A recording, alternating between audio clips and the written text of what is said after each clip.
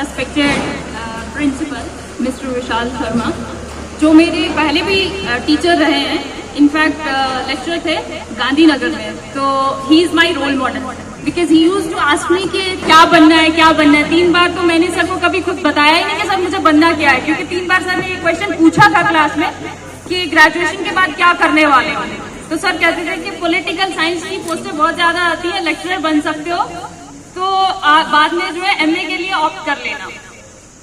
And हमारे sir higher secondary के principal Hafeez sir, and he has been the inspiration for this particularly block, क्योंकि chemistry इनसे ज्यादा कोई अच्छी पढ़ाता ही नहीं है। जो I was referring to her daughter कि वो भी एक डॉक्टर है, और बनी का इतना ज्यादा जो है टैलेंट है जो हमें पता ही नहीं, उन डॉक्टर के बारे में भी पता नहीं था। एंड श्रीमती डीडीसी ठाकुर जी, इनके बारे में तो मुझे पिछले साल ही ज्यादा पता चला है, क्योंकि ये लास्ट टाइम ही इलेक्ट हुई हैं, तो एक लीडिंग लेडी कह सकते हैं, क्योंकि हमारे बनी से मुझे नहीं लगता है कि पॉलिटिक्स में अभी कोई आया है, तो she has started as stepping stone के मैं आ गई, अब बाकी भी आ गया। My colleague and my batchmate Ranjeet Kaur, इन्होंने बसोली में वीडियो बन के दिखाया कि डेवलपमेंट सिर्फ लोकल लोग नहीं कर सकते, बाहर के भी आके कर सकते हैं। And like she has really carved an image for herself के वीडियोशिप कैसी होनी चाहिए। एंड हमारे नायब तहसीलदार, जिनसे मेरा अभी ज्यादा तारुफ नहीं हुआ है बिकॉज मैं यहाँ इस एरिया में कम आई, 10th के बाद कम आई, लेकिन ये नहीं है कि मैंने टोटली छोड़ दिया, बिकॉज अब आप जैसे लोग मिल चुके हो मुझे पता है कि आपका भी टैलेंट बहुत ज्यादा है। मुझे आज यहाँ पे पीटी उषा बहुत सारी दिखी, बडिंग पीटी उषा दिखी, लगा कि यहाँ पे टैलेंट है, लेकिन उसको कोई एक्सप्लोर नहीं कर पा रहा है। ये चीज जो है भारत स्पोर्ट्स क्लब जो कर रहा है, this is like marvellous achievement. बनी में पहले टूर्नामेंट होते थे, लेकिन इस तरह का टैलेंट एक्सप्लोरेशन पहली बार देख रही हूँ। बहुत अच्छा लग रहा है कि हमारे जो यहाँ के बच्चे या लड़कियां हो या लड़के हो, रेस में फिजिकल फिटनेस में भी आगे जा रहे हैं। यहाँ का लड़का जो अभी क्रिकेट में भी नाम कमा चुका है, निखिल, उसके लिए भी मेरे को अच्छा लगता है कि अच्छा कोई अगर बनी का मैप जेएंडके में लोकेट कर पाता है, तो कुछ पर्सनालिटीज की वजह से हम लोकेट कर रहे हैं। और मैंने बनी में सुसाइड देखी, छोटे बच्चे सुसाइड कर रहे हैं, 11th 12th ग्रेजुएट स्टूडेंट। क्या रीजन है? क्यों अपनी स्ट्रेंथ को क्यों नहीं चैनलाइज कर पा रहे हो, एनर्जी को चैनलाइज क्यों नहीं कर पा रहे हो? काउंसलिंग की जरूरत है। हमारे पास बहुत सारी अच्छी फैकल्टी है, बहुत सारे अच्छे ऑफिसर्स हैं जो आपकी काउंसलिंग कर सकते हैं, आपके पेरेंट्स की काउंसलिंग कर सकते हैं। एवेन्यूज कम है, अपॉर्चुनिटीज कम है, बट खत्म तो नहीं हुई है ना, दौड़ है अभी। तो उस दौड़ को जीतने के लिए आपने अपनी अपॉर्चुनिटीज को एक्सप्लोर करना। अगर मिनिमम भी मिलता है, उसको भी कैसे एक्सप्लोर करना है। अगर मैं यहाँ से पढ़ के गई हूँ, अगर मैं केएस बन सकती हूँ, तो आप आईएएस बन सकते हो। मुझे पता है आपको मेरे से बहुत ज्यादा टैलेंट है। सबकी अपनी अपनी जो है प्रॉब्लम्स होती हैं। कुछ लोगों को घर वाले पढ़ने नहीं देते, कुछ लोगों के पास पैसे नहीं है, इनसिक्योरिटी फेयर है, मेंटल स्ट्रेंथ नहीं है, फिजिकल फिट नहीं है। वो सब चीजें जो है ओवरकम की जा सकती है, बट आपको मेंटली प्रिपेयर रहना है कि मुझे बनना क्या है। क्लैरिटी होनी चाहिए आपके गोल में कि मेरा गोल क्या है, मुझे बनना क्या है। बहुत सारी लड़कियों का अभी मैंने जिनसे इंट्रोडक्शन किया, उन्होंने बोला कि अभी तक पढ़ रहे हो, अभी पता नहीं, डिसाइड नहीं किया। डिसाइड करो, टाइम आ गया आपका, शुरू से ही डिसाइड कर लोगे, डिसीजन आपका क्लियर होगा, विजन क्लियर होगा, तो आप बन जाओगे। लेकिन उसके लिए मेहनत भी रखनी है। ये नहीं है कि आप मेहनत करना छोड़ दोगे।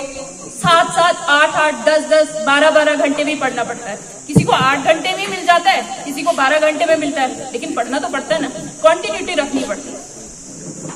अच्छा, जो स्पोर्ट्स में अच्छा करना चाहते हैं, तो वो अपना अपना फील्ड चुनना चाहते हैं, लेकिन उनको पता ही नहीं, यहाँ से बाहर पता ही नहीं। घर वाले बोलते हैं बाहर कैसे भेजेंगे। भाई स्कूल्स में भी ऐसी स्कीम्स आती है, यूनिवर्सिटीज, कॉलेजेस, सब में स्कीम्स आती है, बट उनके बारे में नॉलेज ही नहीं है किसी को। तो हम चाहते हैं कि अब बनी की एडमिनिस्ट्रेशन सारी इन्वॉल्व हो चुकी है, स्कूल कॉलेजेस इन्वॉल्व हो चुके हैं, तो हम चाहते हैं कि कुछ ऐसा सेल बनाया जाए जहां बच्चे अपना इशू बता सकते हैं कि मेरे को ये करना है, मेरे को परस्यू ये चीज करनी है, लेकिन मुझे पता नहीं है कि मेरे पास एवेन्यूज क्या होने चाहिए, रिसोर्सेज क्या होने चाहिए, मैं कैसे स्टार्ट करूंगी और आगे कंटिन्यू कैसे करूंगी। बहुत सारे लोगों के पास फाइनेंशियल इश्यूज आ जाते हैं कि भाई मेरे को घर वाले पैसे नहीं देते, या 10th 12th के बाद बोलते हैं शादी करना। थोड़ा सा आपको भी अपना स्ट्रॉन्ग होल्ड रखना पड़ेगा, पढ़ना पड़ेगा, अपने लिए लड़ना पड़ेगा। अपने लिए लड़ोगे तो ही बन पाओगे। तो मैं चाहती हूँ कि आप में से बहुत सारे IAS IPS एस्पायर कर रहे हैं कि हमें बनना है। तो अगर आपको नहीं पता, आप 10th कर लीजिए, अच्छे मार्क्स से रेगुलरली पढ़ाई कीजिए, कॉन्सेप्चुअल क्लैरिटी होनी चाहिए। जो आप पढ़ रहे हो आपको याद है, आपको उसमें से समझ क्या आता है। घोटा नहीं मारना है। बनी में बड़ा घोटा मारते हैं कि हाँ ये चीज है, ये टोटल पढ़ लूंगी तो 10 मार्क्स मिलेंगे।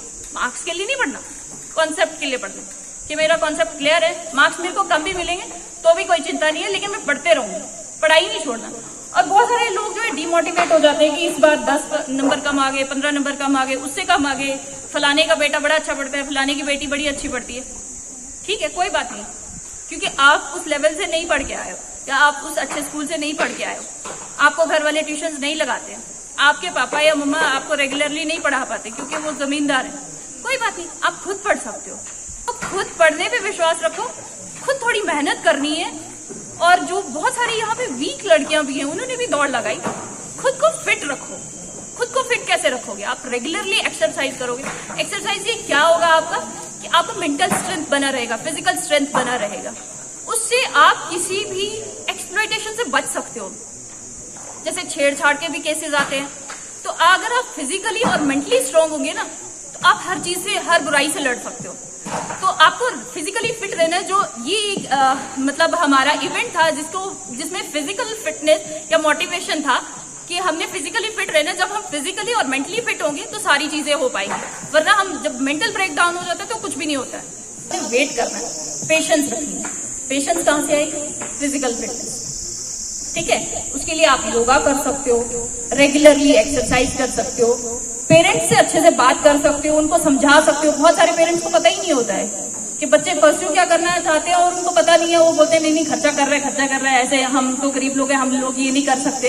तो आप उनको समझा सकते हो कि मुझे ये करना है, मेरे पे विश्वास रखो, थोड़ा टाइम लगेगा बट हो जाएगा। तो आई कांग्रेचुलेट यू ऑल, जो भी विनर्स हैं, जिन्होंने अच्छी दौड़ लगाई है। हारा कोई नहीं है, दौड़े सारे हैं, जीते सारे हैं, लेकिन रेस में आगे कौन जाता है? जो हिम्मत रखता है। किसी को लगा था थोड़े मिनट के बाद कि पता नहीं जीतूंगी नहीं जीतूंगी, लेकिन एंड में जीत जाते हैं। तो यही आपको रखना है कि एंड अच्छा होना चाहिए। शुरुआत में थोड़ी थोड़ी ऐसे लगता है कि कोई ऑब्स्टेकल्स हैं, हिंड्रेंसेस हैं, उनको ओवरकम किया जा सकता है। और मेंटली आपने सबने स्ट्रांग रहना है, क्योंकि आप लड़कियां हो। तो अगर आप मेंटली स्ट्रांग रहोगे, बाकी सारे स्ट्रांग रहेंगे, फैमिली मेंबर सारे स्ट्रांग रहेंगे। आपका ब्रेकडाउन होगा तो फैमिली का ब्रेकडाउन होगा। इसलिए ये सुसाइड जैसे इश्यूज यहाँ पे नहीं होने चाहिए। कॉलेज, स्कूल, ये 10th 12th के बाद बच्चे सुसाइड कर रहे हैं, ये एक मेजर इशू है यहाँ का कि काउंसलिंग नहीं है। तो हम लोग सारे अवेलेबल हैं, जो भी ऑफिसर या टीचर जो भी आपकी काउंसलिंग करना चाहते हैं, हम सारे अवेलेबल हैं। हम सबके नंबर आपके पास है। आपको कोई इशू लगता है कि आप किसी को नहीं बता पा रहे हो, या बड़ा जेन्युइन सा इशू है, या किसी मेल मेंबर को नहीं बता सकते हो, आप फीमेल को बता सकते हो। आपके पास रीता ठाकुर जी हैं, रंजीत जी हैं, मैं हूँ, मैं आपके लिए रेडली अवेलेबल हूँ यहाँ पे। किसी को भी कोई भी इशू होता है तो आई विल हैंडल इट। आपको सिर्फ बताना है कि मुझे ये प्रॉब्लम हो रही है। बाकी good luck to all, continue your studies और मेहनत करते रहिएगा, हारना मत। Thank you.